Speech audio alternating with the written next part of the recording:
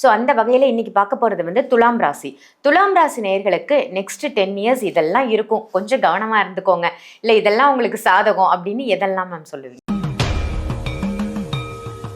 கண்டிப்பாக துலாமை பொறுத்தளவில் இவங்களுக்கு ராகு பயிற்சி ரொம்ப சப்போர்ட் பண்ணக்கூடியதாக இருக்கும். அதை ராகு பயிற்சி அவங்க கவனிச்சே ஆகணும். அடுத்து அதுவும் சுவாதி நட்சத்திரத்தில் பிறந்தவங்க கட்டாய ராகு பயிற்சியை கவனிக்கணும். அடுத்து விசாக நட்சத்திரம் அங்கே இருக்கிறதுனால குரு பயிற்சியும் இவங்க கவனிச்சு தான் ஆகணும். ஆனால் இந்த சித்திரை நட்சத்திரக்காரங்க மட்டும் அதை கவலைப்பட வேண்டியது இல்லை. ஏன்னா ராகுவோ குருவோ நேரடியாக இவங்களுக்கு ஒன்றும் பெரிய தாக்கத்தை தரப்போகிறது கிடையாது. பலன்கள் அப்படிங்கிறது நல்லா இருக்கும். அப்போ தடைப்பட்ட நிகழ்வுகள் எல்லாமே நல்லா இருக்கும். இப்போ சனி பகவானை பார்க்கும்போது இந்த சனி பகவான் இவங்களுக்கு எந்த அளவில் இயக்குறாருன்னா, இடம் வீடு சொத்து சம்பந்தமான நிகழ்வுகளையும் குழந்தைகள் சார்ந்த நிகழ்வுகளையும் இங்கே சனி பகவான் தான் கொடுக்குறார். துலாமை பொறுத்தளவில் சனி பகவான் ஒரு நன்மைகளை தரக்கூடிய ஒரு கிரகம். அவர் வந்து உச்சம் துலாம் ராசியில். இப்போ அவர் எங்கே இருக்காருன்னா 6ஆம் இடத்துல இருக்கார். பொதுவாக 6ல் சனி இருக்கிறது நல்லதுன்னு சொல்லுவாங்க. ஆனால் துலாமுக்கு 6ல் சனி இருக்கக்கூடாது. அவர் 7க்கு வந்துட்டாருன்னா சூப்பராக இருக்கும். ஏன்னா நல்ல கிரகம் இல்லையா துலாம் ராசி பொறுத்தளவில். கண்ட சனின்னு சொன்னாலும் அந்த கண்ட சனி இவங்களுக்கு ஒன்றுமே பண்ணாது. அப்போ சாதகமான பலன்கள் அப்படிங்கிறது அந்த நேரத்தில் உண்டு. ஆனால் அவங்களுக்கு அந்த ரிஷபத்தில் சனி வரும்போது மட்டும்தான் அவங்க ரொம்ப கவனம். இப்போ இவங்க வந்து நீங்க சொன்ன மாதிரி இந்த குடும்பத்தில் இருக்கக்கூடிய குழப்பங்கள் தீரணும், மனக்கவலைகள் தீரணும் அப்படின்னா இந்த 10 வருஷம் எந்த தெய்வத்தை வழிபாடு பண்ணலாம்?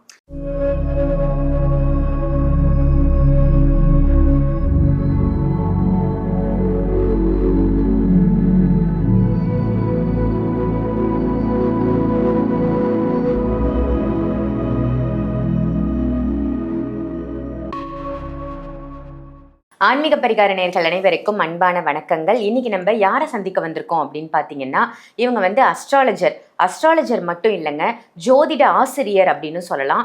நிறைய சிஷ்யர்களுக்கு வந்து இவங்க ஜோதிடம் கற்றுக் கொடுக்குறாங்க. நீங்களும் ஜோதிடம் கற்றுக்கணும் அப்படின்னு ஆசைப்பட்டீங்கன்னா மேம் கிட்ட நீங்கள் கற்றுக்கலாம். அவங்க தான் ஏஎல்பி அஸ்ட்ராலஜர் சாந்தி தேவி ராஜேஷ்குமார். வணக்கம் மேம். ஆன்மீக பரிகார நேயர்கள் அனைவருக்கும் வணக்கம். இந்த நாள் இனிய நாளாக அமைய வாழ்த்துக்கள். எப்படி மேம் இருக்கீங்க? ரொம்ப நல்லா இருக்கேன். நீங்கள் எப்படி இருக்கீங்க? ரொம்ப நல்லா இருக்கேன் மேம். ரொம்ப ஆழமாகவும் அதே மாதிரி ரொம்ப காரகத்துவமாகவும் இருக்குது உங்களுடைய பதிவுகள் எல்லாம். மக்கள் வந்து நிறைய விரும்பி பார்க்குறாங்க உங்களுடைய பதிவுகளை அப்படின்னு தான் சொல்லணும். இன்னைக்கு நான் எடுத்துகிட்டு வந்திருக்கிற டாபிக் மேம், இப்போ ஜோதிடம் அப்படின்னாலே எதிர்காலத்தை கணிக்கக்கூடிய ஒரு விஷயம் அப்படின்னு சொல்லுவாங்க. நிறைய பேர் வந்து என்னோட லைஃப் எப்படி இருக்கும் நான் தெரிஞ்சுக்கணும் அப்படின்னு ஆசைப்படுவாங்க இல்லையா? ஸோ அடுத்த 10 வருடங்களுக்கு மேஷ ராசியிலிருந்து மீன ராசி வரைக்கும் இப்போ இந்த நெக்ஸ்ட் 10 இயர்ஸ்ல இருக்கக்கூடிய அந்த கிரக நிலைகளை வைத்தும் வாழ்வியல் முறையை வச்சும் எப்படியெல்லாம் அமைய போகுது ஒவ்வொரு ராசிக்கும் தனித்தனியா அப்படின்னு சொல்லுங்க. அதே மாதிரி எதை பேஸ் பண்ணி நீங்க சொல்ல போறீங்க அப்படின்றதையும் மக்களுக்கு தெரியப்படுத்துனீங்கன்னா நல்லா இருக்கும். கண்டிப்பா. இந்த 10 வருஷம்னு நீங்க கேட்கும்போது எனக்கு அட்சய லக்ன பദ്ധதி தான் ஞாபகத்துக்கு வருது. ஏன்னா நம்ம லக்னம் மாற்றமே 10 வருஷத்துக்கு ஒரு லக்னம் மாறும் அப்படின்னு சொல்லியிருக்கோம். பட் இது வந்து ஜென்ரலான ஒரு பதிவு அப்படிங்கிறதுனால இது ஒரு ராசிக்கு 10 வருஷம் மாற்றங்களை நம்ம குரு பகவானை மட்டும் வச்சு எடுத்துட்டு போகணும். ஏன்னா அந்த குரு மட்டும்தான் கரெக்டாக ஒரு வருஷத்துக்கு ஒரு தடவை மாறக்கூடிய கிரகமாக இருக்கார். அடுத்து வந்து இந்த சனி பகவானை எடுத்துட்டோம்னா 2.5 வருஷத்துக்கு ஒரு தடவை மாறுவார். இந்த 10 வருஷத்துல அவர் 4 கட்டம் மாறுவார். 2027ல சனி பயிற்சி ஆகும் போது, அடுத்து பார்க்கும்போது 2029ல சனி பயிற்சி ஆகும், அது 2032ல சனி பயிற்சி ஆகும், அதுக்கு அடுத்து 2036ல சனி பயிற்சி ஆகும். 2036ல ஆகும்போது 34 ஆகும்போது 34 to 36 கடகம் வரையும் சனி பகவான் டிராவல் ஆக போறார். அப்ப இந்த 10 வருடம் இந்த டிராவலை வச்சும் அடுத்து குரு பகவான் இந்த 10 வருஷத்துக்கு மூவ் ஆகிறத வச்சும் தான் நம்ம இப்ப பலன்களை பார்க்க போறோம். இது உங்களுடைய ஏஎல்பி லக்னத்திற்குன்னு நீங்க எடுத்துக்கிட்டாலும் பலன் பொருந்தும், சூப்பரா பொருந்தும். இன்னும் ஜென்ரலான பலனை விட இது இப்போ இன்னைக்கு உங்களுக்கு ஏஎல்பி லக்னம் என்னன்னு பாத்துட்டீங்கன்னா அடுத்த 10 வருஷத்துக்கு அந்த ஏஎல்பி லக்னம் வரையும் இந்த பலன் பொருந்தும் கூட பார்க்கலாம். அடுத்து இந்த ராகுகேது நம்ம 3 பயிற்சிகளை மட்டும்தான் ரொம்ப பிரதானமா பார்க்குறோம். இந்த ராகுகேதை எடுத்துட்டா 1.5 வருஷத்துக்கு ஒரு தடவை மாற்றம் அடையக்கூடிய கிரகமாக இருக்கு. இப்போ இந்த டிசம்பர்ல ராகுகேது பயிற்சி ஆக போகுது. இந்த டிசம்பர்ல கரெக்டா ராகு பகவான் வந்து கும்பராசியிலிருந்து மகர ராசிக்குள்ள வரப்போறார். இந்த மகர ராசிக்குள்ள வந்துட்டு அங்க 1.5 வருஷம், இந்த 10 வருஷத்துல அவர் ஒரு 5 முறை மாறக்கூடிய ஒரு சூழ்நிலைகளை தருவார். அப்ப இதை வச்சுதான் நம்ம அந்த பலன்கள் எல்லாம் நம்ம பார்க்க போறோம் அப்படின்னு சொல்லலாம். இது யாருக்கெல்லாம் யாரு எதை பார்க்கணும்? எல்லா லக்னமும் குருவை மட்டுமே பார்க்கணுமா, இல்லை எல்லா லக்னமும் ராகுகேது பயிற்சியை பார்க்கணுமா, இல்லை சனி பகவானை பார்க்கணுமானா சில லக்னங்களுக்கு மட்டும் சனி பகவானை பார்த்தா போதும். சில லக்னங்களுக்கு நம்ம ராகுகேது பார்த்தா போதும். மற்ற எல்லா லக்னங்களுக்கும் அதை பார்க்கணுங்கிற அவசியம் இல்லை அப்படிங்கிறத பார்த்துக்கலாம். சூப்பர். குருவை மட்டும் எல்லா லக்னத்துக்கும் பார்த்துக்கலாம்.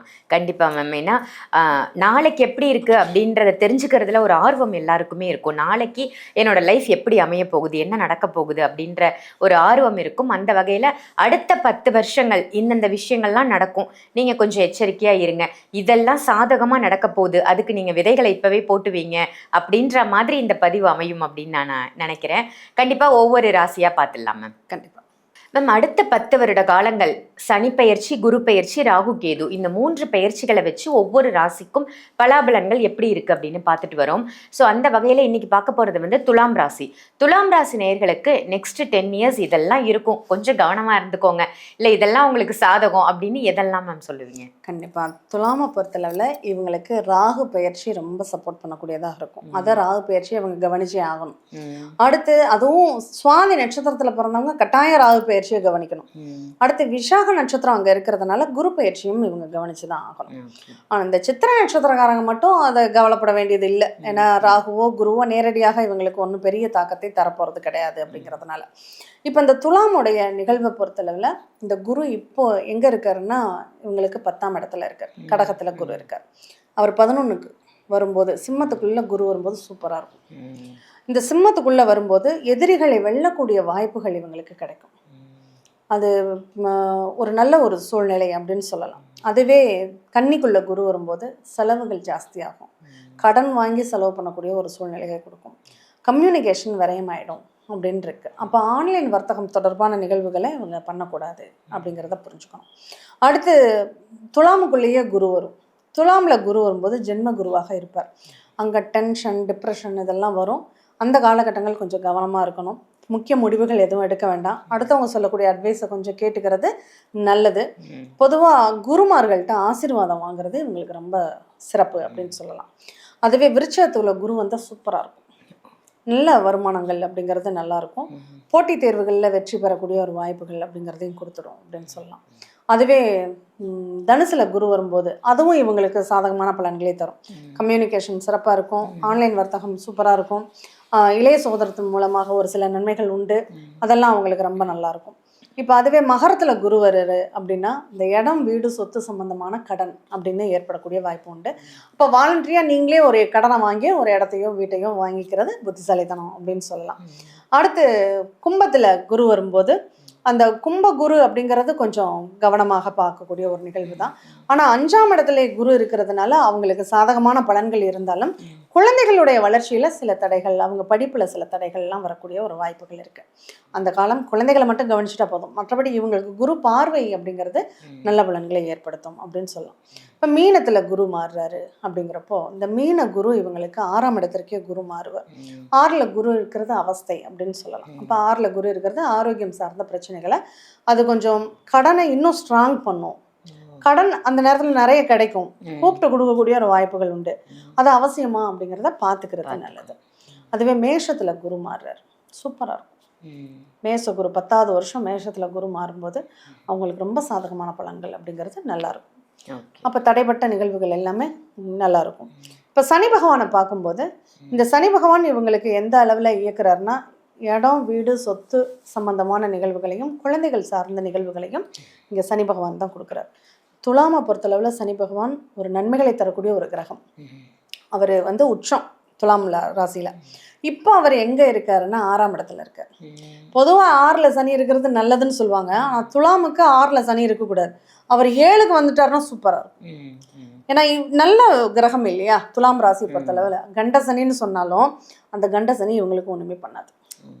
அப்போ சாதகமான பலன்கள் அப்படிங்கிறது அந்த நேரத்தில் உண்டு. ஆனால் அவங்களுக்கு அந்த ரிஷபத்தில் சனி வரும்போது மட்டும்தான் அவங்க ரொம்ப கவனமாக இருக்கும். எப்போ 2029 ரிஷபத்துக்குள்ள சனி பயிற்சியாக அப்போ இவங்களுக்கு அஷ்டம சனிங்கிறது வேலை செய்யும். இந்த சனி பகவான் 8ல் இருந்து பலன் தரக்கூடாது. அப்போ அந்த 2029 32 வரையுமான காலம் இவங்க கவனமாக இருக்கணும். Okay ma'am. ராகு கேது பெயர்ச்சி இவங்களோட அந்த 10 வருஷத்துல எப்படி மேம்? கண்டிப்பா ராகு இது பயிற்சி பார்த்து தான் ஆகணும். ஏன்னா சுவாதி நட்சத்திரம் அங்கதானே இருக்கு. இப்போ ராகு அவங்களுக்கு 11ல தான் இருக்காரு. அடுத்து 10க்கு மாறுவார், அடுத்து 9க்கு மாறுவார். அப்போ 8க்கு ரிஷபத்துக்குள்ள ராகு வரும்போது, ரிஷபத்துக்குள்ள கேது வரும்போது அங்க பிரச்சனைகளை தவிர இங்க ராகு நல்லா தான் வர்றாரு. ஏன்னா ராகு வந்து இப்ப கும்பத்துல இருக்காரு. அடுத்து மகரத்துக்கு வரும்போது அவர் நல்ல நிலையில தான் இருக்காரு. தனுசுக்கு வரும்போதும் அவர் நல்லா தான் இருக்காரு. விருச்சிகத்துக்கு வரும்போதும் 2ஆம் இடத்துல தான் இருக்காரு. அப்ப அது எல்லாமே ஒன்றும் பெரிய மைனஸ் அப்படிங்கிறது கிடையாது. ஆனா 2ல வரும்போது குடும்பத்துக்குள்ள கொஞ்சம் குழப்பங்கள் அப்படிங்கிறது எல்லாம் ஏற்படும். அதெல்லாம் இன்னும் இந்த லாஸ்ட் 10 இயர்ஸ் அப்படிங்கிற காலகட்டங்கள்ல தான் அது வருது. சரி மேம். இப்போ இவங்க வந்து நீங்க சொன்ன மாதிரி இந்த குடும்பத்தில் இருக்கக்கூடிய குழப்பங்கள் தீரணும், மனக்கவலைகள் தீரணும் அப்படின்னா இந்த 10 வருஷம் எந்த தெய்வத்தை வழிபாடு பண்ணலாம்? பொதுவாக சித்திரை நட்சத்திரம் அப்படின்னா அவங்க முருகனை கும்பிட்றது ரொம்ப நல்லது. ஏன்னா அவங்களுக்கு வருமானம், பொருளாதாரம், நம்மளுடைய சூழ்நிலைகள் சாதகம் அமையணும்னா முருகன் வழிபாடு அவங்களுக்கு ரொம்ப நல்லாயிருக்கும். முக்கியமாக வேல் பூஜை பண்ணுறாங்க, வேல்மாறல் படிக்கிறாங்கன்னா இந்த சித்திரையை பொறுத்தளவில் ரொம்ப சிறப்பு.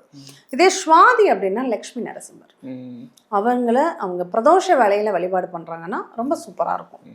அதே மாதிரி விசாக நட்சத்திரம் அப்படிங்கனாலும் அவங்க முருகனை வழிபடுறது ரொம்ப, விசாக நட்சத்திரத்தன்னைக்கே முருகனை வழிபாடு பண்ணுறதும் வேல்மாறல் படிக்கிறதும் வேல் பூஜை செய்கிறதும் அவங்களுக்கு சிறப்பான பலன்களை தரும். Super ma'am. அடுத்த 10 வருஷம் துலாம் ராசிக்கு எப்படி இருக்க போகுது, எந்த தெய்வத்தை வழிபாடு பண்ணி சில பாதகமான விஷயத்த சாதகமாக்கிக்கலான்னு ரொம்ப நல்ல தகவல் மேம். நீங்கள் ஜோதிடம் கற்றுத்தரப்படும், நான் வந்து கற்றுக் கொடுக்குறேன் அப்படின்னு சொல்கிறீங்க. இதில் எனக்கு ரொம்ப ஆச்சரியமான விஷயம் என்னென்னா ஒரே மாதத்தில் கற்றுக்கலாம் அப்படின்னு சொல்லியிருக்கீங்க. நிறைய பேர் வந்து நான் ஜோசியம் கற்றுக்கணும்னு ஆசைப்படுறேன் அப்படின்னு இருப்பாங்க. நானும் ஒரு ஜோதிடர் ஆகணும் அப்படின்னா ஒரே மாதத்தில் முடியுமா மேம்? நானும் ஒரு ஜோதிடர் ஆகணும்னா அதுக்கு 1 மாதம் பத்தாது. நான் ஜோதிடத்தை தெரிஞ்சுக்கணுன்னா 1 மாதம் போகும். ஓகே. இப்போ நான் சமையல் கலையில் தேர்ந்த வல்லுநராக ஆகணும்னா அதுக்கு பல டிஷ்ஷை நான் செஞ்சு பார்க்கணும், பழகணும். அது யார் என்ன கேட்பாங்கன்னு தெரியாது, எல்லாத்தையும் செய்ய தெரியணும். அதுதான் ஜோதிடம். நான் பார்க்கணும் அப்படின்னா அதெல்லாம் நீங்கள் கற்றுக்கணும். ஆனால் ஜோதிடம் நான் சமையல் பண்ண என்ன தெரிஞ்சுக்கணும், நான் சாப்பிட்றதுக்கு எனக்கு சாப்பாடு செய்ய தெரியணும் அப்படின்னா அதுக்கு சில முக்கியமான டிஷ் மட்டும் உங்களுக்கு தெரிஞ்சால் போதும்.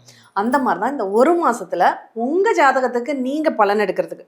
இப்போ பெரும்பாலும் என்ன கேள்விகள் பிரதானமாக வந்துடுற போகுது, என் பையன் நல்லா படிப்பானா, எங்கள் குழந்தைகளுக்கு கல்யாணம் பண்ணணும், நான் இடம் வாங்க வேணா, வீடு வாங்கணும், தொழில் எனக்கு நல்லா இருக்குமா, கடன் எப்போ தீரும், எனக்கு ஆரோக்கியம் நல்லா இருக்குமா, இதுதானே ஒருத்தருடைய பிரதானமான கேள்வி. இந்த கேள்விகளுக்கு உங்களால் பதில் எடுக்க முடியுமானா எடுக்க முடியும். இல்லை நான் நுணுக்கமாக எனக்கு ஆப்ரேஷன் நடக்கும்னா எப்போ நடக்கும், எந்த மாதத்துக்குள்ளே நான் பண்ணிக்கணும் அப்படிங்கிற ஸ்பெசிஃபிக் கொஸ்டின்குள்ளே போறீங்கன்னா அடுத்தடுத்த அப்டேட். ஜென்ரல் மருத்துவர்கிட்ட போய் தலைவலி, கால்வலி, கைவலின்னா மாத்திரை கொடுப்பாரு. ஆனால் எந்த பார்ட்டில் உங்களுக்கு என்ன பிரச்சனையினால வலிக்குதுன்னு தெரிஞ்சுக்கணும்னா அதுக்குன்னு ஸ்பெஷலிஸ்ட் போகணும் இல்லையா? அந்த மாதிரி தான் இது நமக்கு தேவையானதை நம்ம செல்ஃபாக நம்மளுக்கு இது நல்லது இது கெட்டதுன்னு புரிகிற அளவுக்கு. இப்போ நீங்கள் சொல்கிறீங்க உன் ஜாதகம் யோக ஜாதகம்ப்பா, நீ ஓகோன்னு இந்த பரிகாரத்தை மட்டும் பண்ணு, ஒரு 10,000 ரூபா தான் செலவாகணும் ஒருத்தவங்க சொல்கிறாங்கன்னா நம்ம ஜாதகம் இப்போ இந்த 10,000 செலவு பண்ணால் எனக்கு பலன் தருமான்னு தெரிஞ்சுக்கிற அளவுக்கு நீங்கள் படிக்கணும். அதுக்காக தான் உங்களை படிக்க சொல்லணும். இது கரெக்ட் தானா? ஒருத்தர்கிட்ட நம்ம ஏமாறக்கூடாது. அந்த ஏமாறாமல் இருக்கணும்னா நம்ம அதை பற்றின ஒரு அறிவு நமக்கு வேணும். அதுக்காக தான் ஜோதிடம் உங்களை படிக்க சொல்கிறேன். Super ma'am. இப்போ இந்த ஜோதிடம் கற்றுக்கணும் அப்படின்னு ஆசைப்படுறாங்கன்னா இதே நம்பருக்கு காண்டாக்ட் பண்ணி உங்க அப்பாயின்மெண்ட் வாங்கி கிளாஸ்ல ஜாயின் பண்ணிக்கலாம். கண்டிப்பா. ஏன்னா முதல் முறையாக ஜோதிடம் சேருவவங்களுக்கு ஒரு 64 இன்ட்ரோடக்ஷன் வீடியோ கொடுத்துடுவோம். அந்த வீடியோல அவங்க என்னெல்லாம் தெரிஞ்சுக்கிட்டா வகுப்பு அவங்களுக்கு சுலபமா இருக்கும் அப்படிங்கிற தகவல் அதுல இருக்கும். அதை மட்டும் பார்த்துட்டாலே போதுமானது. Super ma'am. மக்களுக்கு இந்த பேசிக் நாலேஜ் வேணும். ஜாதகம்னா என்ன, ஜோதிடம்னா என்ன, உங்களுடைய ஜாதகத்தை நீங்கள் முதல்ல பார்த்துக்கோங்க அப்படின்ற மாதிரி ஒரு வகுப்பு நீங்கள் அரேஞ்ச் பண்ணியிருக்கீங்க. அது கண்டிப்பாக மக்களுக்கு பயனுள்ளதாக இருக்கும். ரொம்ப நன்றி மேம். நன்றி.